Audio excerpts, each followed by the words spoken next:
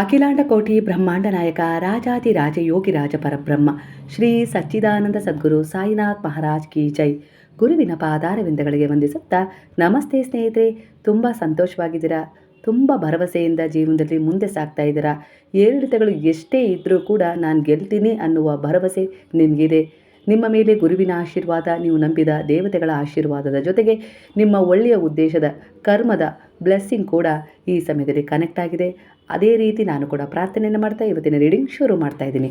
ನಿಮ್ಮ ಈಗಿನ ಎನರ್ಜಿಯ check reading ಆಗಿರುತ್ತೆ ಸ್ನೇಹಿತರೆ. ಹಾಗಾಗಿ ಎಂದಿನಂತೆ ಇದೊಂದು ಟೈಮ್ಲೆಸ್ ಜನರಲ್ ರೀಡಿಂಗ್ ಆಗಿರುತ್ತೆ. ಹಾಗೆ ಇದು ಕನೆಕ್ಟಿವ್ ಎನರ್ಜಿಯಲ್ಲಿರುತ್ತೆ. ಯಾವ ಸಮಯದ ಎನರ್ಜಿಯ ಪ್ರಕಾರ ನೀವು ಈ ರೀಡಿಂಗಿಗೆ ಕನೆಕ್ಟ್ ಆಗ್ತೀರೋ ಖಂಡಿತವಾಗಿ ಈ ಎನರ್ಜಿ ನಿಮ್ಮ ಎನರ್ಜಿಗೆ ಕನೆಕ್ಟ್ ಆಗಿ ನಿಮ್ಮನ್ನು ಹೀಲ್ ಮಾಡುತ್ತೆ. ಹಾಗೆ ಮುಂದೆ ನಿಮ್ಮ ಅನೇಕ ರೀತಿಯ ಗೊಂದಲಗಳಿಗೆ ಉತ್ತರವನ್ನು ಕಂಡುಕೊಳ್ಳಲು ಈ ಒಂದು ಎನರ್ಜಿ ಸಹಾಯ ಮಾಡುತ್ತೆ. ಹಾಗಾದರೆ ದೀರ್ಘವಾದ ಉಸಿರನ್ನು ಒಳಗೆ ನಿಧಾನವಾಗಿ ತಗೊಳ್ತಾ ನಿಧಾನವಾಗಿ ಆ ಉಸಿರನ್ನು ಹೊರಗಾಗ್ತಾ ಈ ಒಂದು ಎನರ್ಜಿಗೆ ನಿಮ್ಮ ಇಷ್ಟ ದೈವವನ್ನು, ನಿಮ್ಮ ಗುರುವನ್ನು ನೆನಪು ಮಾಡ್ಕೊಳ್ತಿರಲ್ಲ, ಆ ಎನರ್ಜಿಗೆ ಕನೆಕ್ಟ್ ಆಗಿ. ಕೆಲವೊಂದು ವಿಚಾರಗಳಲ್ಲಿ ಗೊಂದಲ ಬಂದಿದೆ ಅಂದರೆ ಆತ್ಮ ಬೆಳೆಯುತ್ತಿರುವ ಸೂಚನೆಯನ್ನು ಇಲ್ಲಿ ತೋರಿಸ್ತಾ ಇದೆ. ಹಾಗೆ ಸೆರೆಂಡರ್ ಅಂದರೆ ನೀವು ಗುರುವಿನಲ್ಲಿ ದೇವರಲ್ಲಿ ಸೆರೆಂಡರ್ ಆಗಿದ್ದೀರಾ ಅಂದರೆ ನಿಮಗೆ ಸರಿಯಾದ ದಾರಿ ತೋರಿಸು ಅಂತ ಹೇಳಿ ನೀವೇ ಒಪ್ಕೊಂಡಿದ್ದೀರಾ ಅಂತ ಹೇಳಿ ಅರ್ಥ. ಹಾಗಾಗಿ ಅನುಮಾನ ಪಡಬಾರ್ದು ಆ ಶಕ್ತಿಯ ಮೇಲೆ, ನಿಮ್ಮ ಭಕ್ತಿಯ ಮೇಲೆ, ನಿಮ್ಮ ಪ್ರಾರ್ಥನೆಯ ಮೇಲೆ.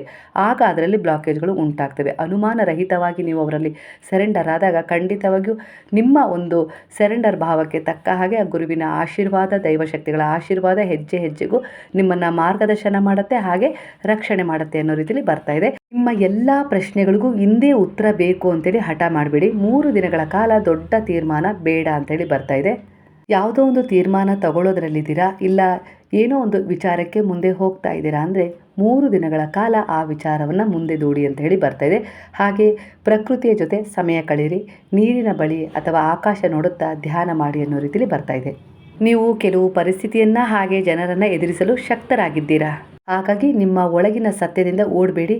ಮೌನವಾಗಿ ಕುಳಿತು ನಿಮ್ಮ ಮನಸ್ಸಿನ ಮಾತನ್ನು ಕೆಲವೊಮ್ಮೆ ಆಲಿಸಬೇಕು. ಯಾಕಂದರೆ ಈ ಸಮಯದಲ್ಲಿ ನೀವು ಕೆಲವು ಗೊಂದಲದಲ್ಲಿ ಇದ್ದೀರಾ. ಮನಸ್ಸು ಮತ್ತು ಹೃದಯ 2 ದಿಕ್ಕುಗಳಲ್ಲಿ ನಿಮ್ಮನ್ನು ಎಳಿತಾ ಇದೆ. ನೀವು ನಿಮ್ಮನ್ನೇ ಪ್ರಶ್ನೆ ಮಾಡ್ತೀರಾ, ಅದೇ ಸತ್ಯದ ಆರಂಭವಾಗಿರುತ್ತೆ. ಹಾಗಾಗಿ ಕೆಲವೊಂದು ವಿಚಾರಗಳಲ್ಲಿ ದಿಢೀರ್ ತೀರ್ಮಾನವನ್ನು ತೆಗೆದುಕೊಳ್ಳೋ ಸಮಯವಲ್ಲ. ಸ್ಪಷ್ಟತೆ ಬರೋವರೆಗೂ ಆತುರ ಬೇಡ. ಗುರು ನಿಮಗೆ ಎಲ್ಲ ರೀತಿಯಲ್ಲಿ ಸಹಾಯ ಮಾಡ್ತಾ ಇದ್ದಾರೆ. ಇದು ಶಿಕ್ಷೆ ಅಲ್ಲ, ಇದು ವಿರಾಮ. ಸೆರೆಂಡರ್ ಅಂದರೆ ಸೋಲಲ್ಲ. ನಾನು ಎಲ್ಲವನ್ನು ನಿಯಂತ್ರಿಸಬೇಕು ಅನ್ನೋ ಭಾರವನ್ನು ಬಿಡೋದೇ ಒಂದು ಸೆರೆಂಡರ್ ಭಾವ ಆಗಿರುತ್ತೆ. ಹಾಗಾಗಿ ಅದನ್ನೇ ನೀವು ಗುರುವಿನ ಪಾದಗಳಲ್ಲಿ ಸಮರ್ಪಣೆ ಮಾಡಿ ನಿಮ್ಮ ಹೊಸ ದೃಷ್ಟಿಕೋನದೊಂದಿಗೆ ಹೊಸ ಪ್ರಾರಂಭವನ್ನು ಮಾಡಿದರೆ ಖಂಡಿತವಾಗಿಯೂ ಅದು ನಿಮ್ಮನ್ನು ಒಂದು ಉತ್ತಮವಾದ ದಳ ಸೇರಿಸುತ್ತೆ ಅನ್ನೋ ರೀತಿಯಲ್ಲಿ ಬರ್ತಾ ಇದೆ. ಬಲ ಅಂದರೆ ಹೋರಾಡೋದಲ್ಲ, ಅಂದರೆ ನಿಮ್ಮ ಆಸೆಗಳನ್ನು, ಇಚ್ಛೆಗಳನ್ನು ಪೂರೈಸ್ಕೊಳ್ಳೋಕ್ಕೆ ಮನಸ್ಸಿನ ಆಸೆ ಮೇಲೆ ಮೃದುವಾಗಿ ನಿಯಂತ್ರಣ ತರೋದು. ನೀವು ನಿಮ್ಮ ಮನಸ್ಸಿಗಿಂತ ದೊಡ್ಡವರು, ಅದನ್ನು ಅರ್ಥ ಮಾಡ್ಕೊಳ್ಳಿ. ಕೆಲವೊಂದು ಸಾರಿ ಅದು ತಪ್ಪು ಅಂತ ಹೇಳಿ ಗೊತ್ತಿದ್ರೂ ಮನಸ್ಸಲ್ಲಿ ಅದರ ಹಂಬಲ ಜಾಸ್ತಿ ಇರುತ್ತೆ. ಇದೇ ಮಾನವನ ಮನಸ್ಸಿನ ಸ್ವಭಾವ ಅಂತ ಹೇಳಿ ಇಲ್ಲಿ ಗುರು ನಿಮಗೆ ಎಚ್ಚರಿಸ್ತಾ ಇದ್ದಾರೆ. ಹಾಗಾಗಿ ಭಾವನಾತ್ಮಕವಾಗಿ ಸ್ಪಂದಿಸೋದು ತಪ್ಪಲ್ಲ, ಆದರೆ ಅವುಗಳ ಮೇಲಿನ ಅಂಟಿಕೆ ಅಂದರೆ ಕೆಲವೊಂದು ಸರಿ ಡಿಟ್ಯಾಚ್ಮೆಂಟ್ ಆಗಿ ಕೆಲವೊಂದು ಸಂಬಂಧಗಳನ್ನು, ಕೆಲವೊಂದು ವಿಚಾರಗಳನ್ನು ಹಿಡ್ಕೊಂಡಿರ್ತೀರಲ್ಲ, ಅದರ ಅಂಟಿಕೆಯನ್ನು ಕಡಿಮೆ ಮಾಡ್ಕೊಳ್ಳಿ. ಆಗ ಸ್ಪಷ್ಟವಾಗಿ ನೀವು ನಿಮ್ಮ ಬಗ್ಗೆ ಕೆಲವೊಂದು ವಿಚಾರಗಳಲ್ಲಿ ತೀರ್ಮಾನ ತಗೊಳ್ಳೋಕ್ಕೂ ಸಾಧ್ಯ ಆಗುತ್ತೆ. ಹಾಗೆ ಅವರಿಗೆ ನಿಮ್ಮ ಬೆಲೆನೂ ಕೂಡ ಸಮಯಕ್ಕೆ ಸರಿಯಾಗಿ ಗೊತ್ತಾಗುತ್ತೆ. ನಿಮ್ಮಲ್ಲಿರುವ ಉದಾಸೀನತೆ ದೂರವಾಗ್ತಾ ಇದೆ. ಯಾವ ವಿಚಾರದಲ್ಲಿ ಒಂದು ಅಸಂತುಷ್ಟತೆ ಕಾಡ್ತಾ ಇತ್ತಲ್ಲ, ಅದು ಈಗ ದೂರವಾಗುತ್ತೆ. ಅದಕ್ಕೆ ಒಂದು ಉತ್ತಮವಾದ ಪರಿಹಾರ ಸಮಾಧಾನಕರವಾಗಿ ನಿಮ್ಮ ಜೀವನದಲ್ಲಿ ಪ್ರವೇಶ ಮಾಡ್ತಾ ಇದೆ. ಈ ಸಮಯದಲ್ಲಿ ಯಾವ ಸಮಸ್ಯೆಯಿಂದ ಹೊರಗೆ ಬರಬೇಕು ಅಂತೇಳಿ ಗುರುವಿನಲ್ಲಿ, ಭಗವಂತನಲ್ಲಿ ಪ್ರಾರ್ಥನೆಯನ್ನು ಇಟ್ಟು ಪ್ರಾಮಾಣಿಕ ಪ್ರಯತ್ನ ಮಾಡ್ತಾ ಇದ್ದೀರಲ್ಲ, ಆ ಸಮಸ್ಯೆಗೆ ಸ್ಥಾಯಿ ರೂಪದಲ್ಲಿ ಅಂತ್ಯ ನಿಶ್ಚಿತವಾಗಿದೆ ಅನ್ನೋ ರೀತಿಯಲ್ಲಿ ಕಾಣಿಸ್ತಾ ಇದೆ ಎನರ್ಜಿ. ಕೆಲವು ಅನುಭವಗಳನ್ನು ಒಪ್ಕೊಳ್ಳಿ. ಹೌದು, ನನಗಿದು ಬೇಕು ಅಂತೇಳಿ ಮನಸ್ಸಿಗೆ ಹೇಳಿ, ಆದರೆ ಅದನ್ನೇ ಜೀವನ ಅಂತೇಳಿ ಮಾಡಬೇಡಿ ಅನ್ನೋ ರೀತಿಯಲ್ಲಿ ಬರ್ತದೆ. ಇದು ನನಗೆ 5 ವರ್ಷಗಳ ನಂತರವೂ ಉಪಯೋಗವಾಗುತ್ತದೆಯಾ? ಇದು ನನ್ನ ಶಾಂತಿಯನ್ನು ಕಳೆಯುತ್ತಾ? ಯಾವ ವಿಚಾರದಲ್ಲಿ ಯೋಚಿಸ್ತಾ ಇದ್ದೀರಾ?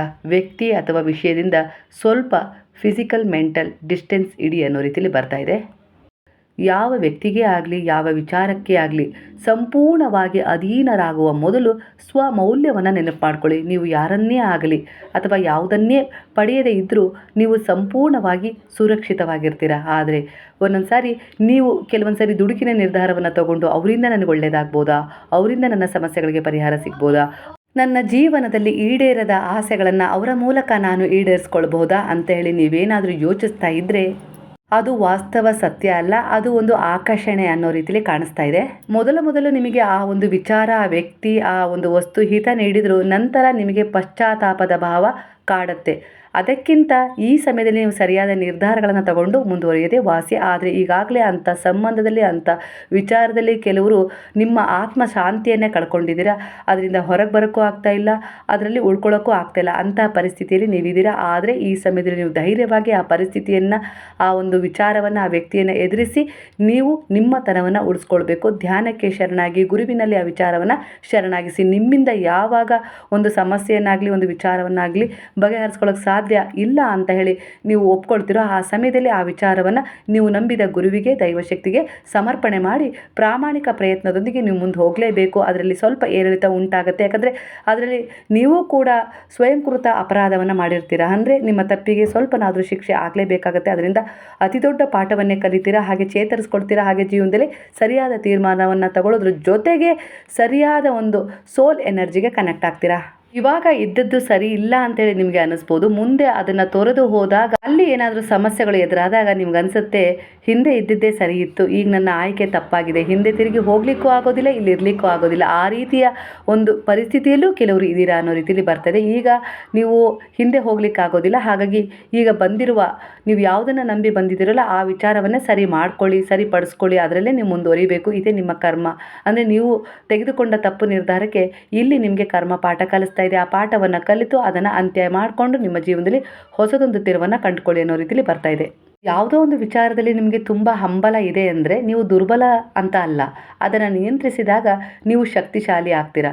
ಬಿಡೋದು ಅಂದರೆ ಕಳ್ಕೊಳ್ಳೋದು ಅಂತ ಅಲ್ಲ. ಬಿಡೋದು ಅಂದರೆ ನಿಮ್ಮ ಶಾಂತಿಯನ್ನು, ನಿಮ್ಮ ತನವನ್ನು ಉಳಿಸ್ಕೊಳ್ಳೋದು ಅಂತ ಹೇಳಿ ಅರ್ಥ. ನಿಮ್ಮ ಮನಸ್ಸು ನಿಮ್ಮನ್ನೇ ಪರೀಕ್ಷಿಸುತ್ತೆ ಕೆಲವು ಬಾರಿ. ಆದರೆ ನಿಮ್ಮ ಆತ್ಮ ನಿಮ್ಮನ್ನು ಮುಕ್ತಗೊಳಿಸಲು ಸಿದ್ಧವಾಗಿದೆ. ಕೆಲವೊಂದು ಸಂಬಂಧ ಆಗಿರ್ಬೋದು, ವಿಚಾರಗಳಿಂದ ಆಗಿರ್ಬೋದು, ಮುಕ್ತಗೊಳಿಸಲಿಕ್ಕೆ ತಯಾರಿ ನಡೆಸ್ತಾ ಇದೆ. ಈಗ ನೀವು ಅನುಭವಿಸುತ್ತಿರುವುದು ಒಂದು ಹಂತ ಮಾತ್ರ. ಇದು ಶಾಶ್ವತವಲ್ಲ. ನಿಮ್ಮ ಮನಸ್ಸು ಸ್ವಲ್ಪ ಹಗುರ ಆಗಿದೆ. ಈಗ ಹಳೆಯ ಕರ್ಮ, ಹಳೆಯ ತಪ್ಪು, ಹಳೆಯ ಗೊಂದಲಗಳನ್ನು ಕ್ಲೀನ್ ಮಾಡೋ ಸಮಯ ಬಂದಿದೆ. ಗುರುವಿನ ಶರಣದಲ್ಲಿರೋದ್ರಿಂದ ಗುರು ನಿಮ್ಮ ಮೂಲಕ ನಿಮಗೆ ಕೆಲವೊಂದು ಪಾಠಗಳನ್ನು ಕಲಿಸ್ತಾ ಇದ್ದಾರೆ. ಕೆಲವೊಂದು ಸೇವೆಗಳನ್ನು ನಿಮ್ಮ ಮೂಲಕ ಮಾಡಿಸೋದ್ರ ಜೊತೆಗೆ ಕೆಲವು ಹಳೆಯ ಕರ್ಮದಿಂದ ಬಿಡುಗಡೆ ಕೊಡಿಸ್ತಾ ಇದ್ದಾರೆ.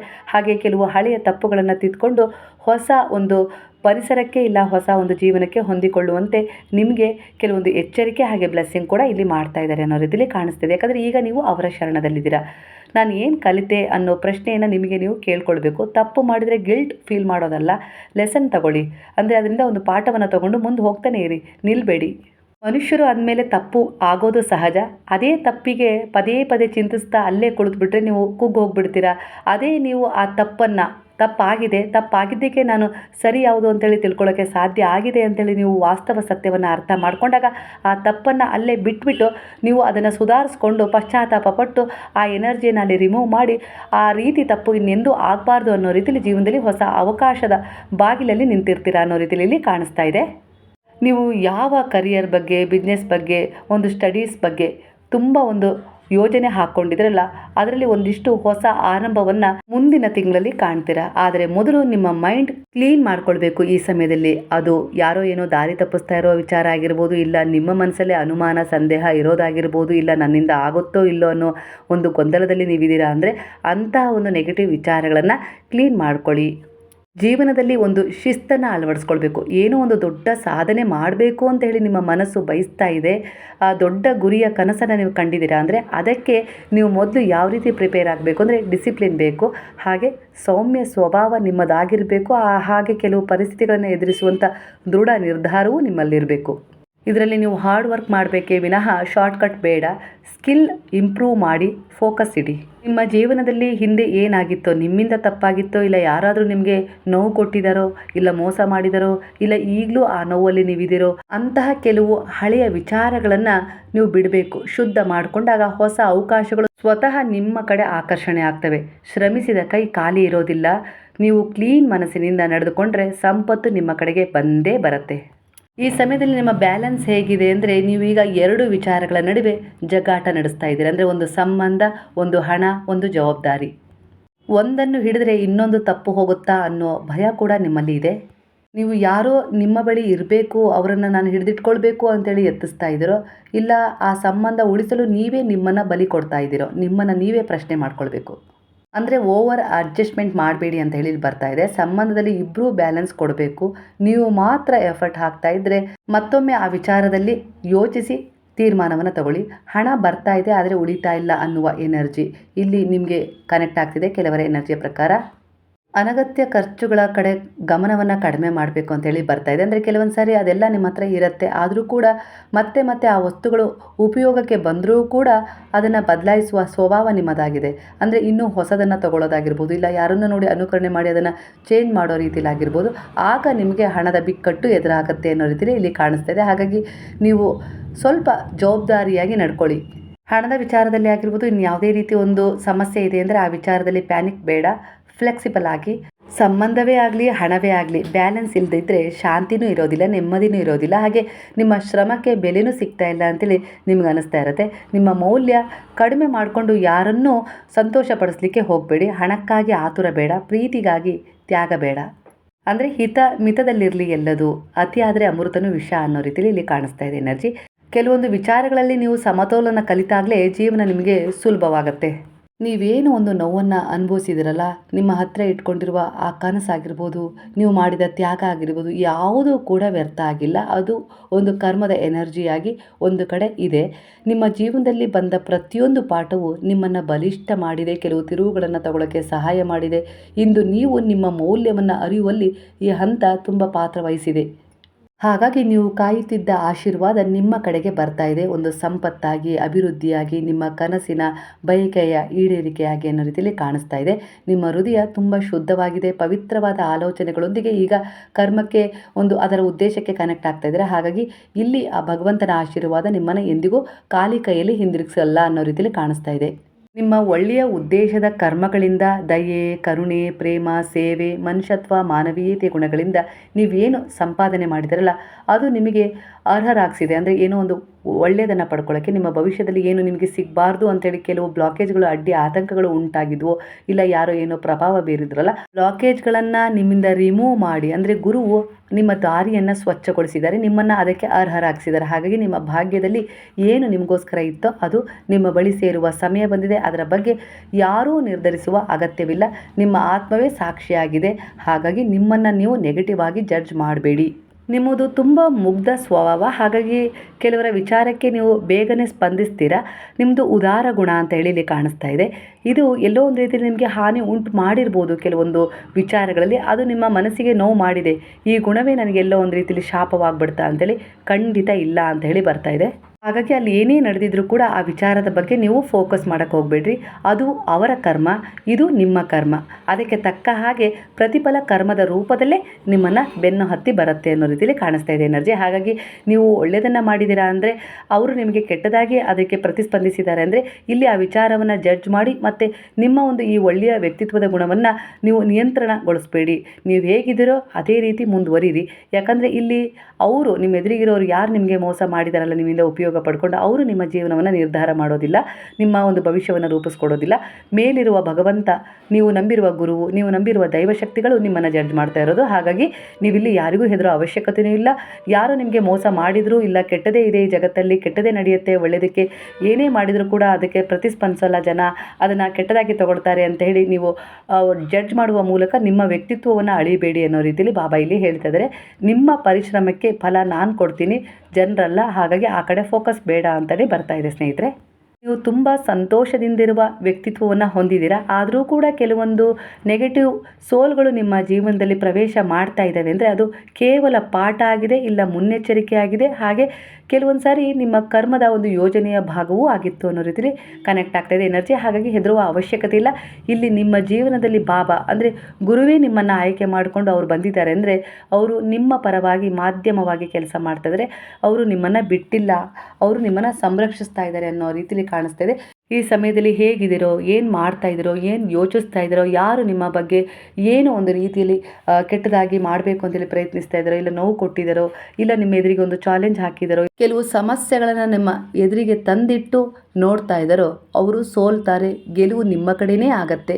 ಇದೊಂದು ಪಾಠ, ಒಂದು ಅರಿವು, ಹಾಗೆ ನಿಮ್ಮನ್ನು ನೀವು ಹೊಸದಾಗಿ ತೆರೆದುಕೊಳ್ಳಲಿಕ್ಕೆ ಅವರು ನಿಮಗೆ ನಿಮಿತ್ತ ಕಾರಣ ಆಗಿದ್ದಾರೆ ಅಷ್ಟೇ. ಅಂದರೆ ನಿಮ್ಮ ಗೆಲುವಿಗೆ ಇಲ್ಲ, ನೀವೇನೋ ಒಂದು ಸಾಧನೆ ಮಾಡಲಿಕ್ಕೆ, ಇಲ್ಲ ಒಂದು ಒಳ್ಳೆಯದನ್ನು ಪಡ್ಕೊಳ್ಳೋಕ್ಕೆ, ಇಲ್ಲ ನಿಮ್ಮ ಆತ್ಮದ ಉದ್ದೇಶವನ್ನು ಪೂರ್ಣಗೊಳಿಸ್ಕೊಳ್ಳೋಕ್ಕೆ ಅವರು ನಿಮಿತ್ತ ಕಾರಣ ಅಷ್ಟೇ ಆಗಿದ್ದಾರೆ ವಿನಃ ಅವರನ್ನು ಇಗ್ನೋರ್ ಮಾಡಿ ನಿಮ್ಮ ಜೀವನದಲ್ಲಿ ಆ ಸಮಸ್ಯೆಗಳಾಗಿರ್ಬೋದು, ಆ ಪರಿಸ್ಥಿತಿಗಳನ್ನಾಗಿರ್ಬೋದು ಧೈರ್ಯವಾಗಿ ಎದುರಿಸಿ ಅವುಗಳನ್ನು ಎದುರಿಸಿದ ಮರುಕ್ಷಣ ನಿಮ್ಮ ಕನಸಿನ ಬಾಗಿಲು ತಾನಾಗಿಯೇ ತೆರೆಯುತ್ತೆ ಅನ್ನೋ ರೀತಿಯಲ್ಲಿ ಇಲ್ಲಿ ಕಾಣಿಸ್ತಾ ಇದೆ. ಅಂದರೆ ಹೊಸದೊಂದು ಯೋಜನೆ ಆಗಿರ್ಬೋದು, ಅವಕಾಶ ಆಗಿರ್ಬೋದು, ಕೆಲವೊಂದು ಒಳ್ಳೆಯ ಸೋಲ್ಸ್ ಎನರ್ಜಿಗಳು ನಿಮಗೆ ಕನೆಕ್ಟ್ ಆಗೋದಾಗಿರ್ಬೋದು, ಈ ರೀತಿ ವಿಚಾರಗಳು ನಿಮ್ಮ ಜೀವನದಲ್ಲಿ ಜರುಗಿ ನೀವು ಭಿನ್ನವಾದ ಪ್ರಯಾಣ ನಡೆಸ್ತೀರಾ. ಯಾರು ನಿಮಗೆ ಸಮಸ್ಯೆಯನ್ನು ಉಂಟು ಮಾಡಿದ್ರಲ್ಲ ಅವರು ನಿಮ್ಮ ಜೀವನದಿಂದ ತಾನಾಗಿಯೇ ದೂರವಾಗ್ತಾರೆ. ನಾನು ಅವರಿಗೆ ಕೆಟ್ಟದಾಗಬೇಕು ಅಂತೇಳಿ ಮಾಡಿದೆ, ಆದರೆ ಅವ್ರಿಗೆ ಒಳ್ಳೆಯದೇ ಆಗ್ಬಿಡ್ತಲ್ಲ ಅನ್ನೋ ರೀತಿಲಿ ಯೋಚಿಸುವ ರೀತಿಲಿ ಅವರು ಕುಗ್ಗಿ ಹೋಗ್ತಾರೆ ಅನ್ನೋ ರೀತಿಲಿ ಕೂಡ ಇದು ಎನರ್ಜಿ ಕಾಣಿಸ್ತಾ ಇದೆ. ಅಂದರೆ ಮಾಡಿದುಣ್ಣು ಮಾರಾಯ ಅಂತಾರಲ್ಲ, ಆ ರೀತಿಯಾಗಿ ಅವರು ಏನು ನಿಮಗೆ ಕೊಡಬೇಕು ಕೆಟ್ಟದನ್ನು ಅಂತೇಳಿ ಬಯಸ್ತಾರೋ ಅದು ಅವರಿಗೆ ಊಟವಾಗಿ ಸಿಗುತ್ತೆ ಅನ್ನೋ ರೀತಿಲಿ ಕನೆಕ್ಟ್ ಆಗ್ತಾ ಇದೆ ಎನರ್ಜಿ. ಹಾಗಾಗಿ ಇಲ್ಲಿ ಗುರುವು ನಿಮ್ಮನ್ನು ತುಂಬ ಚೆನ್ನಾಗಿ ಸಂರಕ್ಷಣೆ ಮಾಡ್ತಾ ಇದ್ದಾರೆ. ಪರಿಪೂರ್ಣವಾಗಿ ನೀವೀಗ ಅವರ ಶರಣದಲ್ಲಿದ್ದೀರಾ. ಮಹಾಲಕ್ಷ್ಮಿಯ ಕೃಪೆ ಬಂದಿದೆ. ಮಹಾಲಕ್ಷ್ಮಿಯ ಕೃಪೆ ಬಂದಾಗ ಸಂಪತ್ತು ಮಾತ್ರವಲ್ಲ, ಮನಃಶಾಂತಿ ಮತ್ತು ಸಂಬಂಧದ ಸಮೃದ್ಧಿ ಕೂಡ ಹೆಚ್ಚಾಗುತ್ತೆ. ಟ್ವಿನ್ ಫ್ಲೇಮ್ ಜರ್ನಿಯಲ್ಲಿ ಇದೊಂದು ಯೂನಿಯನ್ ಎನರ್ಜಿ ಆಗಿದೆ. ಅವಳು ನಿಮ್ಮ ಸಂಬಂಧಕ್ಕೆ ಸ್ಥಿರತೆಯನ್ನು ಕೊಡ್ತಾಳೆ. ಹಣ ಮತ್ತು ಪ್ರೀತಿ ಎರಡೂ ಕೂಡ ಬ್ಯಾಲೆನ್ಸ್ ಆಗತ್ತೆ. ಈ ಸಮಯದ ಎನರ್ಜಿಯ ಪ್ರಕಾರ ದುರ್ಗಾದೇವಿಯ ದರ್ಶನ ಆಗಿರ್ಬೋದು, ಇಲ್ಲ ದುರ್ಗಾದೇವಿಯ ಶಕ್ತಿ ನಿಮ್ಮನ್ನು ರಕ್ಷಣೆ ಮಾಡ್ತಾ ಇದೆ ಅನ್ನೋ ರೀತಿಲಿ ಕನೆಕ್ಟ್ ಆಗ್ತಾಯಿದೆ ಎನರ್ಜಿ. ಅಂದರೆ ನೆಗೆಟಿವ್ ಎನರ್ಜಿ ಆಗಿರ್ಬೋದು, ಕಾರ್ಮಿಕ್ ಬ್ಲಾಕೇಜಸ್ ಆಗಿರ್ಬೋದು, ಥರ್ಡ್ ಪಾರ್ಟಿ ಇನ್ಫ್ಲೂಯೆನ್ಸ್ ಆಗಿರ್ಬೋದು, ಇವೆಲ್ಲವನ್ನು ದೂರ ಮಾಡುವ ಶಕ್ತಿ ನಿಮಗೆ ಕನೆಕ್ಟ್ ಆಗಿದೆ ನಿಮ್ಮ ಭಕ್ತಿಗೆ ಅನುಸಾರವಾಗಿ ಅನ್ನೋ ರೀತಿಲಿ ಕೂಡ ಇಲ್ಲಿ ವಿಚಾರ ರೆಸೆಂಟ್ ಆಗ್ತದೆ. ನೀವು ಭಯಪಡಬೇಡಿ, ಇಲ್ಲಿ ದೈವಿಕ ರಕ್ಷಣೆ ನಿಮ್ಮನ್ನು ಕಾಪಾಡ್ತಾ ಇದೆ. ಇಲ್ಲಿ ಎರಡು ಎನರ್ಜಿಗಳು ಒಂದು ಆಧ್ಯಾತ್ಮಿಕ ಪಯಣದಲ್ಲಿ ಇದ್ದಾಗ ಮಾತ್ರ ಸಂತಾನ ಯೋಗ ಸಾಧ್ಯ ದೈವ ಅನುಗ್ರಹದಿಂದ, ಹಾಗೆ ಮದುವೆ ಯೋಗ ಸಾಧ್ಯ ಅಂತೇಳಿ ಕಾಣಿಸ್ತಾ ಇದೆ. ಹಾಗಾಗಿ ಯಾವಾಗಲೂ ಆ ವಿಚಾರ ನಿಮ್ಮ ಜೀವನದಲ್ಲಿ ಬರಬೇಕು, ಅಂದರೆ ಅದು ನಡಿಬೇಕು ಅಂತೇಳಿ ಬಯಸ್ತಾ ಇದ್ದಾರೆ. ಅಂದರೆ ಅದ್ರ ಬಗ್ಗೆ ನಿಮಗೆ ಸಕಾರಾತ್ಮಕವಾದ ಅಭಿಪ್ರಾಯ ಇರಬೇಕು. ನಿಮಗೆ ಆಗಿರ್ಬೋದು, ನಿಮ್ಮ ಬಗ್ಗೆ ಯಾರ ಆ ಒಂದು ಆಸೆಯನ್ನು ಇಟ್ಕೊಳ್ತಾರೆ ಅವರಿಗೆ ಆಗಿರ್ಬೋದು ಅನ್ನೋ ರೀತಿಯಲ್ಲಿ ಬರ್ತಾ ಇದೆ. ನಿಮ್ಮ ಉದ್ದೇಶ ಕೆಲವು ವಿಚಾರಗಳಲ್ಲಿ ಸ್ಟ್ರಾಂಗ್ ಆಗ್ತಾ ಇರೋದ್ರಿಂದ ಇಲ್ಲಿ ಸಡನ್ನಾಗಿ ನಿಮ್ಮ ಜೀವನದಲ್ಲಿ ಕೆಲವು ಮಿರಾಕಲ್ಸ್ಗಳು ನಡೀತವೆ. ಅಂದರೆ ನಿಮ್ಮ ಕನಸುಗಳು ಈಡೇರೋದಾಗಿರ್ಬೋದು, ಇಲ್ಲ ಕಂಕಣ ಭಾಗ್ಯ, ಮದುವೆ ಯೋಗ ಕೂಡಿ ಬರೋದಾಗಿರ್ಬೋದು, ಹಾಗೆ ಸಂತಾನ ಆಗತ್ತೆ ಅನ್ನೋ ರೀತಿಯಲ್ಲಿ ಕೂಡ ಇಲ್ಲಿ ಕಾಣಿಸ್ತಾ ಇದೆ. ನಿಮ್ಮ ಹಾರ್ಟ್ ಚಕ್ರ ಹೀಲಿಂಗ್ ಕೂಡ ನಡೀತಾ ಇದೆ ಇಲ್ಲಿ. ಹಾಗಾಗಿ ನೀವು ಬಹುಬೇಗನೆ ನಿಮ್ಮ ಕನಸುಗಳನ್ನು ನನಸು ಮಾಡ್ಕೊಳ್ತೀರಾ. ದೇವಿಯ ಕೃಪೆ ಇರುವಲ್ಲಿ ಭಯ ಇರೋದಿಲ್ಲ. ಗುರುವಿನ ರಕ್ಷಣೆ ಮಾರ್ಗದರ್ಶನ ಇರೋದ್ರಲ್ಲಿ ನೀವು ದಾರಿ ತಪ್ಪೋದಿಲ್ಲ ಅಂತೇಳಿ ಬರ್ತಾ ಇದೆ. ದಾರಿ ತಪ್ಪಿದ್ರೂ ಅದರಲ್ಲೊಂದು ಪಾಠ ಕಲಿತೀರಾ, ಬೇಗನೆ ಪಶ್ಚಾತ್ತಾಪಪಟ್ಟು ಹಿಂದೆ ಸರಿತೀರಾ, ಇಲ್ಲ ಆ ದಾರಿ ತಪ್ಪಲಿಕ್ಕೆ ಸಾಧ್ಯನೂ ಆಗೋದಿಲ್ಲ. ಪರಿಸ್ಥಿತಿಗಳು, ಸಂದರ್ಭಗಳು ಆ ರೀತಿ ನಿಮ್ಮನ್ನು ದಾರಿ ತಪ್ಪಿಸೋದಿಲ್ಲ. ಅದು ಗುರುವಿನ ರಕ್ಷಣೆ ಅನ್ನೋ ರೀತಿಲೂ ಕೂಡ ಕಾಣಿಸ್ತಿದೆ. ಕೆಲವರು ಗುರುವಿನ ರಕ್ಷಣೆಯಲ್ಲಿದ್ದರೂ ಕೂಡ ತಪ್ಪಾದ ಕೆಲವು ವಿಚಾರಗಳಲ್ಲಿ ದಾರಿ ತಪ್ಪಿದ್ದಾರೆ ತೀರ್ಮಾನಗಳನ್ನು ತಗೊಂಡು, ಅಂದರೆ ಅದು ಅವರು ಅಲ್ಲಿ ಪಾಠ ಕಲಿಲೇಬೇಕಾಗಿರುತ್ತೆ. ಕಲಿತ ನಂತರವೇ ಅವರು ಹಿಂತಿರುಗಿ ಬಂದರೆ ಅದರಲ್ಲಿ ಅವರು ಪರಿಪೂರ್ಣವಾಗಿ ವಾಸ್ತವ ಸತ್ಯವನ್ನು ಅರ್ಥ ಮಾಡಿಕೊಂಡು ಮುಂದಿನ ಜೀವನದಲ್ಲಿ ತಮ್ಮನ್ನು ತಾವು ತೊಡಗಿಸ್ಕೊಳ್ತಾರೆ. ಹಾಗಾಗಿ ಆ ಪಾಠ ಸಿಗಲೇಬೇಕಾಗಿರುತ್ತೆ, ಅದು ಅವರಿಗೆ ಅವಶ್ಯಕ. ಹಾಗಾಗಿ ಅದು ಸಿಕ್ಕಿರುತ್ತೆ ಅಷ್ಟೇ. ಲಕ್ಷ್ಮಿಯನ್ನು ಸ್ಮರಣೆ ಮಾಡ್ತಾ ಇದ್ದೀರಾ ದಿನನಿತ್ಯ ಅಂದರೆ ಅಲ್ಲಿ ಲಕ್ಷ್ಮಿಯ ಕರುಣೆ ಕೆಲವು ಸಂಬಂಧಕ್ಕೆ ಬೆಳಕನ್ನು ತರ್ತಾ ಇದೆ. ಹಾಗಾಗಿ ಹಣದ ಹರಿವು ಹೆಚ್ಚಾಗುತ್ತೆ. ಅನವಶ್ಯಕ ಹಣದ ಖರ್ಚನ್ನು ಬೇಕಾಬಿಟ್ಟಿ ಮಾಡಬೇಡಿ, ಅದು ಅವಳಿಗೆ ಅಗೌರವವನ್ನು ಸೂಚಿಸಿದಂತೆ ಅಂತೇಳಿ ಕಾಣಿಸ್ತಿದೆ. ಹಾಗಾಗಿ ಅಷ್ಟನ್ನು ಸುಧಾರಿಸ್ಕೊಂಡ್ರೆ ಖಂಡಿತವಾಗಿ ಅವಳ ಕರುಣೆ ಸದಾ ನಿಮ್ಮ ಮೇಲೆ ಇರುತ್ತೆ. ಯಾವುದೇ ರೀತಿ ಒಂದು ಹಂತದಲ್ಲೂ ಕೂಡ ಹಣದ ಸಮಸ್ಯೆ ಎದುರಾದರೂ ಕೂಡ ಅಲ್ಲಿ ನಿಮಗೆ ಅದಕ್ಕೆ ಒಂದು ಬೆಳಕು ಸಿಗುತ್ತೆ. ಹಾಗೆ ಇಲ್ಲಿ ನಿಮ್ಮ ಪ್ರೀತಿಯ ದೈವದ ಆಶೀರ್ವಾದ ಕೂಡ ಈ ಸಮಯದಲ್ಲಿ ಇದೆ. ಅಂದರೆ ಗುರುವನ್ನು ನಂಬಿದ್ದೀರಾ, ಇಲ್ಲ ದೈವಶಕ್ತಿಗಳನ್ನು ನಂಬಿದ್ದೀರಾ, ಇನ್ನು ಯಾವುದ್ಯಾವುದೋ ರೀತಿಯಲ್ಲಿ ದೇವರಿಗೆ ಕನೆಕ್ಟ್ ಆಗಿದ್ದೀರಾ ಅಂದರೆ ಅದರಲ್ಲಿ ನಿಮಗೆ ಪ್ರೀತಿಯ ದೇವತೆ ಅಂತ ಇರ್ತಾರಲ್ವ, ಅದು ಗುರುವೇ ಆಗಿರ್ಬೋದು, ಇಲ್ಲ ಇನ್ಯಾವುದೇ ರೀತಿ ದೇವತೆಗಳನ್ನು ನೀವು ಆ್ಯಡ್ ಮಾಡ್ಕೊಂಡಿರ್ತೀರ. ಅಂದರೆ ಆ ದೇವತೆಗಳ ಆಶೀರ್ವಾದ ನಿಮ್ಮ ಮೇಲೆ ಸಂಪೂರ್ಣವಾಗಿ ಇದೆ. ಆದರೆ ಕೆಲವೊಂದು ವಿಚಾರಗಳಲ್ಲಿ ನೀವು ಕಂಡ ಕನಸಿನ ಪ್ರಾರ್ಥನೆ ಅವರಲ್ಲಿ ಸಲ್ಲಿಸಿದರೆ ಅದು ವಿಳಂಬವಾಗಿದೆ ಆದರೆ ಅದು ವಿಫಲ ಆಗೋದಿಲ್ಲ ಅಂತ ಹೇಳಿ ಅರ್ಥ ಸೂಚಿಸ್ತಾ ಇದೆ. ಸ್ವಲ್ಪ ವಿಳಂಬ ಆಗಿರ್ಬೋದಷ್ಟೇ. ಹಾಗೆ ಇಲ್ಲಿ ದುರ್ಗೆಯ ಆಶೀರ್ವಾದ ಕೂಡ ನಿಮ್ಮ ದಾರಿಯನ್ನು ಸ್ವಚ್ಛ ಮಾಡ್ತಾ ಇದೆ. ಗುರುವು ಎಲ್ಲ ರೀತಿಯ ಒಂದು ದೈವದ ಎನರ್ಜಿಗೆ ನಿಮ್ಮನ್ನು ಕನೆಕ್ಟ್ ಮಾಡಿಸುವ ಮೂಲಕ ನಿಮ್ಮನ್ನು ಸ್ವಚ್ಛಗೊಳಿಸ್ತಾ ಇದ್ದಾರೆ, ದೋಷಗಳನ್ನು ನಿವೃತ್ತಿಗೊಳಿಸ್ತಾ ಇದ್ದಾರೆ. ಬಾಬಾ ಇಲ್ಲದೆ ನನ್ನ ಜೀವನ ಇಲ್ಲ ಅನ್ನೋ ರೀತಿಯಲ್ಲಿ ಸಚ್ಚರಿತ್ರೆಯ ಪಾರಾಯಣ ಮಾಡ್ತಾ ಇದ್ದೀರಾ. ಹಾಗೆ ಅವರ ಹೆಸರಲ್ಲಿ ದಾನ ಧರ್ಮ ಸೇವೆಯನ್ನು ಮಾಡ್ತಾ ಇದ್ದೀರಾ. ಹೆಚ್ಚಾಗಿ ಮಾನವೀಯತೆಯ ಮೌಲ್ಯಗಳನ್ನು ನೀವೀಗ ಅರ್ಥ ಮಾಡ್ಕೊಂಡಿರೋದ್ರಿಂದ ನಿಮ್ಮ ಜೀವನದಲ್ಲಿ ನೀವು ಏನು ಅಂದ್ಕೊಂಡಿದ್ರೋ ಆ ಸಾಧನೆ ನಿಮ್ಮ ಬಳಿ ಬರಲಿಕ್ಕೆ ಶುರುವಾಗಿದೆ. ಅದು ಯಾವುದ್ಯಾವುದೋ ರೀತಿಯಲ್ಲಿ ನಿಮ್ಮನ್ನು ಹುಡುಕ್ತಾ ಇದೆ ಅನ್ನೋ ರೀತಿಯಲ್ಲಿ ಕೂಡ ಇಲ್ಲಿ ಎನರ್ಜಿ ಸ್ಪಷ್ಟವಾಗ್ತಾ ಇದೆ. ನೀವು ನಂಬಿದ ಬಾಬಾ ಇಲ್ಲಿ ಯಾವ ರೀತಿ ಒಂದು ಸಂದೇಶವನ್ನು ಕೊಡ್ತಾ ಇದ್ದಾರೆ ಅಂದರೆ, ಮನಸ್ಸು ಕೆಲವು ಬಾರಿ ನಿಮಗೆ ಮೋಸ ಮಾಡ್ಬೋದು ಆಕರ್ಷಣೆಯನ್ನು ತೋರಿಸಿ. ಆದರೆ ಆತ್ಮ ಸತ್ಯ ಹೇಳುತ್ತೆ, ಅದನ್ನೇ ಒಪ್ಕೊಳ್ಳಿ, ಆ ಮಾತನ್ನು ಒಪ್ಕೊಳ್ಳಿ. ಕೆಲವೊಂದು ಸರಿ ನಿಮ್ಮ ಆತ್ಮ ಕೆಲವೊಂದು ಸೂಚನೆಗಳನ್ನು ಕೊಟ್ಟರೂ ಕೂಡ ಮನಸ್ಸಿನ ಮೋಹದ ಮಾಯೆಗೆ ನೀವು ಸಿಲುಕಿ ತಪ್ಪು ಮಾಡಿದ್ದೀರಾ, ಮಾಡ್ತಾನೂ ಇದ್ದೀರಾ ಅನ್ನೋ ರೀತಿಯಲ್ಲಿ ಕಾಣಿಸ್ತಾ ಇದೆ. ಕೆಲವೊಬ್ಬರಿಗೆ ಇಲ್ಲಿ ನೆಗೆಟಿವ್ ಥಾಟ್ಸ್ಗಳು ಬರ್ತಾ ಇದ್ದಾವೆ. ಅಂದರೆ ಅದು ನನ್ನ ಭವಿಷ್ಯವನ್ನು ಎಲ್ಲಾದರೂ ಹಾಳು ಮಾಡಿಬಿಡುತ್ತಾ, ನನ್ನ ಜೀವನ ಹಾಳು ಮಾಡಿಬಿಡುತ್ತಾ ಅನ್ನೋ ರೀತಿಲಿ ಭಯ ಪಡ್ತಾ ಇದ್ದೀರಾ. ಅಂದರೆ ಅದು ಪೂಜೆ ಮಾಡಬೇಕಾರಾಗಿರ್ಬೋದು, ಮಲಗಬೇಕಾರಾಗಿರ್ಬೋದು, ಇಲ್ಲ ಮನೇಲಿ ಒಬ್ಬರೇ ಇದ್ದಾಗ ನೆಗೆಟಿವ್ ಥಾಟ್ಸ್ಗಳು ಬರ್ತಾ ಇದ್ದಾವೆ ಅಂದರೆ ಅದು ನಿಮ್ಮನ್ನು ಭಯಗೊಳಿಸಲಿಕ್ಕೆ ಅಲ್ಲ, ಅದು ನಿಮ್ಮ ಹಳೆಯ ಅನುಭವದ ನೆರಳು ಮಾತ್ರ ಆಗಿರುತ್ತೆ. ಹಾಗಾಗಿ ಕೆಲವೊಂದು ವಿಚಾರಗಳನ್ನು ಇಗ್ನೋರ್ ಮಾಡಿ, ಧ್ಯಾನ ಮಾಡಿ, ಗುರುವಿನ ನಾಮಸ್ಮರಣೆ ಮಾಡಿ. ಈ ನಕಾರಾತ್ಮಕ ವಿಚಾರದಲ್ಲಿ ನೀವು ಯೋಚಿಸ್ತಾ ಇರೋದೆಲ್ಲವೂ ನಿಜವಲ್ಲ. ಭಯಗಳು ದೊಡ್ಡದಾಗಿ ಕಾಣ್ಬೋದು, ಆದರೆ ಅವು ತಾತ್ಕಾಲಿಕ. ಕೆಲವೊಂದು ಸಾರಿ ರಾತ್ರಿ ಎಷ್ಟೇ ಭಯ ನಿಮಗೆ ಹೆಚ್ಚಾದರೂ ಬೆಳಗ್ಗೆ ಎದ್ದ ತಕ್ಷಣ ಆ ಒಂದು ಸತ್ಯದ ಅರಿವಾಗತ್ತೆ ನಿಮಗೆ. ಬಾಬಾ ಹೇಳ್ತಾ ಇದ್ದಾರೆ, ನನ್ನ ಮೇಲೆ ನಂಬಿಕೆ ಇಡಿ, ಓವರ್ ಥಿಂಕಿಂಗ್ ಬಿಡಿ ಅಂತ ಹೇಳ್ತಾ ಇದ್ದಾರೆ. ಹಾಗಾಗಿ ಕೆಲವು ಬಾರಿ ನಿಮ್ಮ ನೊಂದ ಮನಸ್ಸಾಗಿರ್ಬೋದು, ಪದೇ ಪದೇ ಸೋಲಿನ ಅನುಭವ, ಇಲ್ಲಾಂದರೆ ಯಾರಾದರೂ ನಿಮ್ಮನ್ನು ನಿಂದಿಸಿದ್ದಾಗಿರ್ಬೋದು, ಇಲ್ಲ ಮೋಸ ಮಾಡಿದ್ದಾಗಿರ್ಬೋದು, ಇಂಥ ಒಂದು ವಿಚಾರಗಳನ್ನು ನಕಾರಾತ್ಮಕವಾಗಿ ನೀವು ಯೋಚಿಸ್ತಾ ಇದ್ದೀರಾ ಅಂದರೆ ಪ್ರತಿಯೊಂದು ಕಲ್ಪನೆ ನಿಜವಾಗಬೇಕು ಅಂತ ಏನಿಲ್ಲ. ನಿಮ್ಮ ದೈವ ನಿಮ್ಮನ್ನು ತಪ್ಪು ದಾರಿಯಲ್ಲಿ ಬಿಡೋದಿಲ್ಲ, ನಂಬಿಕೆ ಇಡಿ. ಕೆಲವೊಬ್ಬರು ನಿಮ್ಮ ಎದುರಿಗೆ ಕೂಗಾಡ್ಬೋದು, ಇಲ್ಲ ಜೋರು ದನಿಯಲ್ಲಿ ತಮ್ಮನ್ನು ತಾವು ಸಾಬೀತುಪಡಿಸ್ಕೊಳ್ಳೋಕ್ಕೆ ಬರಬಹುದು, ಅನ್ಯಾಯ ಮಾಡ್ಬೋದು, ಇಲ್ಲ ಇನ್ಯಾವುದೇ ರೀತಿಯಲ್ಲಿ ನಿಮ್ಮನ್ನು ಹೆದರಿಸ್ಬೋದು. ಆದರೆ ನಿಮ್ಮ ಮನಸ್ಸು ಆ ಸಮಯದಲ್ಲಿ ಕೆಲವೊಂದು ಸಾರಿ ಶಬ್ದ ಮಾಡಬಹುದು. ಅಂದರೆ ನೀವು ಕೂಗಾಡ್ಬೋದು, ಇಲ್ಲ ಅಂದರೆ ಕೂಗಾಡ್ದೇನೂ ಇರ್ಬೋದು. ಆದರೆ ನಿಮ್ಮೊಳಗಿರುವ ದೈವದ ಧ್ವನಿ ಮೌನದಲ್ಲಿ ಎಲ್ಲವನ್ನ ಕೇಳಿಸ್ಕೊಳ್ತಾ ಇದೆ. ನೀವು ಭಯವನ್ನು ನಂಬೇಡಿ, ಅವರೇನೋ ಮಾಡಿಬಿಡ್ತಾರೆ ಅಂತೇಳಿ ಹೆದರೋದು ಬೇಡ. ನೀವು ನಿಮ್ಮ ವಿಶ್ವಾಸವನ್ನು ನಂಬಿ, ಆ ವಿಶ್ವಾಸವೇ ನೀವು ನಂಬಿದ ಗುರುವಾಗಿದ್ದಾರೆ, ದೈವಶಕ್ತಿಯಾಗಿದ್ದಾರೆ, ಅವರನ್ನು ನಂಬಿ. ಯಾಕಂದರೆ ಕೆಟ್ಟವ್ರಿಗೂ ಜನ್ಮ ಅವರೇ ಕೊಟ್ಟಿದ್ದಾರೆ, ಒಳ್ಳೆಯವರಿಗೂ ಜನ್ಮ ಅವರೇ ಕೊಟ್ಟಿದ್ದಾರೆ. ಅಂದರೆ ಪ್ರತಿಯೊಬ್ಬ ಮನುಷ್ಯನು ಭಗವಂತನ ಒಂದು ಅಂಶ, ಈ ಬ್ರಹ್ಮಾಂಡದ ಒಂದು ಕಣ ಅಂತ ಅಂದಮೇಲೆ ಅಲ್ಲಿಗೆ ನಾವು ಅವರ ಒಂದು ಮಕ್ಕಳಿದ್ದ ಹಾಗೆ. ಅವರಿಗೆ ಗೊತ್ತಿರುತ್ತೆ ಯಾವ ಮಕ್ಕಳು ಕೆಟ್ಟವರು, ಯಾವ ಮಕ್ಕಳನ್ನ ತಿದ್ದಬೇಕು, ಯಾವ ಮಕ್ಕಳು ಒಳ್ಳೆಯವರು ಅಂತ ಹೇಳಿ ಅವ್ರು ಜಡ್ಜ್ ಮಾಡ್ತಾರೆ. ಹಾಗಾಗಿ ಇಲ್ಲಿ ಯಾರೋ ನಿಮ್ಮ ಎದುರಿಗೆ ನಿಂತು ಹೆದರಿಸ್ತಾ ಇದ್ದಾರೆ, ನೋವು ಕೊಡ್ತಾ ಇದ್ದಾರೆ ಅಂದರೆ ಆ ಒಂದು ನೋವನ್ನು, ಆ ಒಂದು ಹೆದರಿಕೆಯನ್ನು ನೀವು ನಂಬಬೇಡಿ. ನೀವು ನಂಬಿದ ಗುರುವನ್ನೇ ನಂಬಿ. ಅಲ್ಲಿ ಆ ಕತ್ತಲೆ ಕೂಡ ನಿಮಗೆ ಬೆಳಕಿನ ದಾರಿಯನ್ನು ತೋರಿಸುತ್ತೆ. ಹೇಗಂದರೆ ಅದು ಒಂದು ಪಾಠ, ಇಲ್ಲ ಅಂದರೆ ಹೊಸದೊಂದು ದಾರಿ, ಹೊಸದೊಂದು ತಿರುವು, ಇಲ್ಲಾಂದರೆ ಕಾರ್ಮಿಕ್ ರಿಲೇಷನ್ಶಿಪ್ ರಿಮೂವ್ ಮಾಡಲಿಕ್ಕೂ ಕೂಡ ಕೆಲವೊಂದು ಈ ರೀತಿ ವಿಚಾರಗಳು, ಘಟನೆಗಳು, ಏರಿಳಿತಗಳು ನಿಮ್ಮ ಜೀವನದಲ್ಲಿ ಸಂಭವಿಸ್ತಾ ಇದ್ದಾವೆ. ಕತ್ತಲೆಯ ಮಧ್ಯೆಯೂ ನಾನು ಬೆಳಕಿನ ರೂಪದಲ್ಲಿ ಎದ್ದು ಬರುತ್ತೇನೆ ನಿನ್ನ ಜೀವನದಲ್ಲಿ ಅನ್ನೋ ರೀತಿಯಲ್ಲಿ ಬಾಬಾ ಇಲ್ಲಿ ಒಂದು ವಚನವನ್ನು ಕೂಡ ನಿಮಗೆ ಕೊಡ್ತಾ ಇದ್ದಾರೆ. ಕೆಲವೊಂದು ಸಾರಿ ಪದೇ ಪದೇ ಕೆಲವು ವಿಚಾರಗಳು, ಘಟನೆಗಳು ನಿಮ್ಮ ಜೀವನದಲ್ಲಿ ಮರುಕಳಿಸ್ತಾ ಇದ್ದಾವೆ ಅಂದರೆ ಅವು ಪಾಠವನ್ನು ಕಲಿಸಲಿಕ್ಕೆ ಬರ್ತಾ ಇದ್ದಾವೆ. ಹಾಗೆ ಕೆಲವೊಂದು ನೆಗೆಟಿವ್ ವಿಚಾರಗಳು ಪದೇ ಪದೇ ಬರ್ತಾ ಇದ್ದಾವೆ ಅಂದರೆ ಅದು ಭವಿಷ್ಯದ ಸೂಚನೆ ಅಂತ ಏನಲ್ಲ, ಅವು ನಿಮ್ಮ ಆತಂಕದ ಪ್ರತಿಧ್ವನಿಯಾಗಿದೆ. ಅಂದರೆ ಕೆಲವೊಂದು ಸಾರಿ ಸಂತಾನ ಆಗಿಲ್ಲ, ಇಲ್ಲ ಮದುವೆ ಆಗಿಲ್ಲ, ಈ ರೀತಿಯಾಗಿ ಕೆಲಸ ಸಿಕ್ಕಿಲ್ಲ, ನನ್ನ ಜೀವನ ಇಷ್ಟೇ ಅನ್ನೋ ರೀತಿಯಲ್ಲಿ ನೀವೇನು ಥಿಂಕ್ ಮಾಡ್ತಿದ್ರಲ್ಲ, ಅದು ನಿಮ್ಮ ಆತಂಕದ ಪ್ರತಿಧ್ವನಿ ಮಾತ್ರ. ಅದೇ ನಡೆಯುತ್ತೆ ಅಂತ ಏನಿಲ್ಲ. ಅದಕ್ಕೆ ವಿಭಿನ್ನವಾಗಿ ನಿಮ್ಮ ಜೀವನದಲ್ಲಿ ನೀವು ಒಳ್ಳೆಯದನ್ನು ಪಡ್ಕೊಳ್ತೀರಾ. ಗುರುವಿನ ಮೇಲೆ ನಂಬಿಕೆ ಇಡಿ, ನಿಮ್ಮ ಆತ್ಮವಿಶ್ವಾಸದ ಮೇಲೆ ನಂಬಿಕೆ ಇಡಿ. ನೀವು ಅಂದುಕೊಂಡ ವಿಚಾರದಲ್ಲಿ ವಿಳಂಬ ಆಗಿರಬಹುದು, ಆದರೆ ನಿರಾಕರಣೆ ಏನಿಲ್ಲ. ನೀವು ಬಯಸಿದ ಆಶೀರ್ವಾದಗಳು ಸಮಯಕ್ಕೆ ಸರಿಯಾಗಿ ನಿಮ್ಮನ್ನು ಬಂದು ತಲುಪ್ತವೆ. ಇದು ಗುರುವಿನ ಆಶೀರ್ವಚನವಾಗಿದೆ. ಸಂತಾನ ಬೇಕು ಅಂತೇಳಿ ಬಯಸ್ತಾ ಇದ್ದೀರಾ, ಆದರೆ ನಿಮ್ಮ ಮನಸ್ಸಲ್ಲಿ ತುಂಬ ಸ್ಟ್ರೆಸ್ ಇದೆ, ಆತಂಕ ಇದೆ.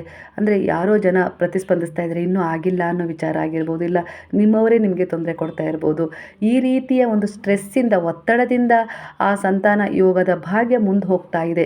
ಅದು ಪಾಸಿಟಿವ್ ಆಗಿ ತಗೊಳಕ್ಕಾಗ್ತಾ ಇಲ್ಲ. ಅದರಿಂದನೇ ನಿಮಗೆ ಕೆಲವೊಂದು ಸಾರಿ ಈ ರೀತಿಯಾಗಿ ಆಗ್ತಾ ಇದೆ. ಹಾಗಾಗಿ ಆ ಒತ್ತಡವನ್ನು ಕಡಿಮೆ ಮಾಡ್ಕೊಳ್ಳಿ. ಯಾರೋ ಏನೋ ಹೇಳ್ತಾರೆ, ಜಡ್ಜ್ ಮಾಡ್ತಾರೆ ಅಂತೇಳಿ ನಿಮ್ಮನ್ನು ನೀವು ದುರ್ಬಲತೆಗೆ ಜಾರಿಸಿಕೊಳ್ಳೋದು ಬೇಡ. ಖಂಡಿತ ನೀವು ಯಾವಾಗ ಪಾಸಿಟಿವ್ ಆಗಿರ್ತೀರೋ, ಗುರುವಿನ ಮೇಲೆ, ನೀವು ನಂಬಿದ ದೈವಶಕ್ತಿಯ ಮೇಲೆ, ನಿಮ್ಮ ಮೇಲೆ ನಂಬಿಕೆ ಇಟ್ಕೊಳ್ತೀರೋ, ಖಂಡಿತವಾಗಿ ಎನರ್ಜಿ ಸುಧಾರಿಸುತ್ತೆ. ಆಗ ನೀವು ಬೇಗನೆ ಸಂತಾನ ಒಂದು ಯೋಗವನ್ನು ಪಡ್ಕೊಳ್ತೀರಾ ಅನ್ನೋ ರೀತಿಯಲ್ಲಿ ಕೂಡ ಇಲ್ಲಿ ಗುರುವು ನಿಮಗೆ ಹೇಳ್ತಿದ್ರೆ.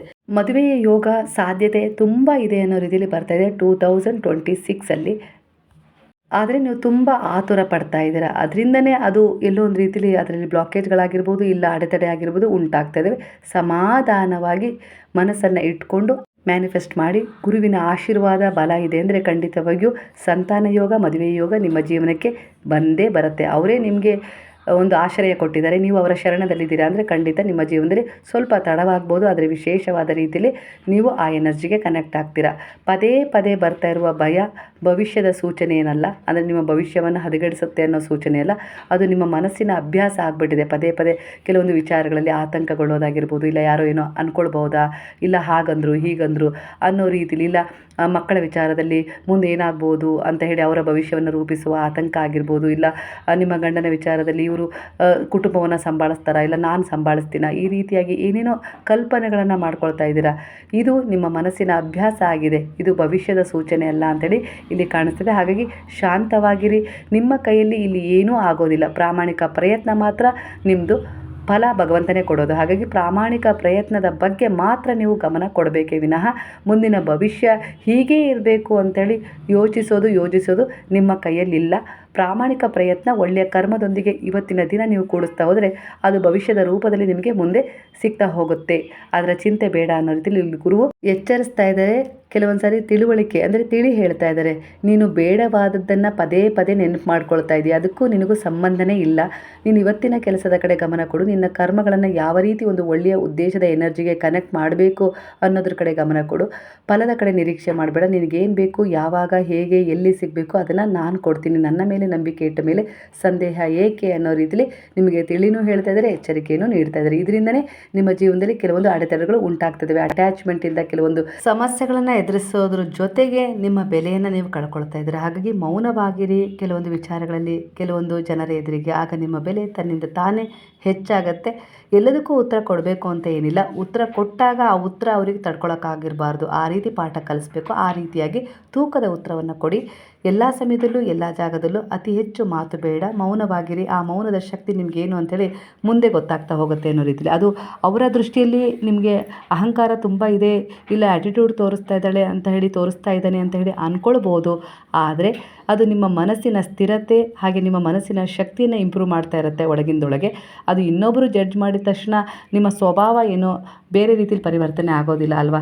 ಜಡ್ಜ್ ಮಾಡೋರಿಗೆ ಏನು, ಎದುರಿಗೆ ಒಬ್ಬ ವ್ಯಕ್ತಿ ಆಗಿರ್ಬೋದು, ಒಬ್ಬ ಮಹಿಳೆ ಆಗಿರ್ಬೋದು, ನಿಂತಾಗ ಅವಳು ಹಾಗೆ ಹೀಗೆ ಯಾಕೆ ನಿಂತಿರ್ಬೋದು, ಏನೇನೋ ಕಲ್ಪನೆ ಮಾಡ್ಕೊಳ್ಬೋದು. ಅದು ಅವರ ಮನಸ್ಥಿತಿ, ಅವರ ಕರ್ಮ ಸೃಷ್ಟಿ ಮಾಡ್ಕೊಳ್ಳೋಕೆ ಅವ್ರು ಎಷ್ಟು ಬೇಕೋ ಅಷ್ಟು ಮಾಡ್ತಾ ಇರ್ತಾರೆ. ಆದರೆ ನಿಮ್ಮ ಕರ್ತವ್ಯ ಏನು, ಅದರ ಕಡೆ ನೀವು ಗಮನ ಕೊಟ್ಟು ಯಾಕೆ ಮೌನವಾಗಿದ್ದೀರಾ, ಯಾಕೆ, ಹೇಗೆ, ಎಲ್ಲಿ, ಏನು ನಾನು ಮಾಡಬೇಕು ಅನ್ನೋದನ್ನು ಸರಿಯಾದ ರೀತಿಯಲ್ಲಿ ಅರ್ಥ ಮಾಡಿಕೊಂಡು ನೀವು ಅಲ್ಲಿ ಆ ರೀತಿ ವರ್ತನೆಯನ್ನು ಮಾಡ್ತಾ ಇರ್ತೀರ. ಹಾಗಾಗಿ ನಿಮ್ಮನ್ನು ಯಾರೋ ಜಡ್ಜ್ ಮಾಡ್ತಾ ಇದ್ದಾರೆ ಅಂದರೆ ಅದು ಅವರ ಕರ್ಮವನ್ನು ಸೂಚಿಸ್ತಾ ಇದೆ.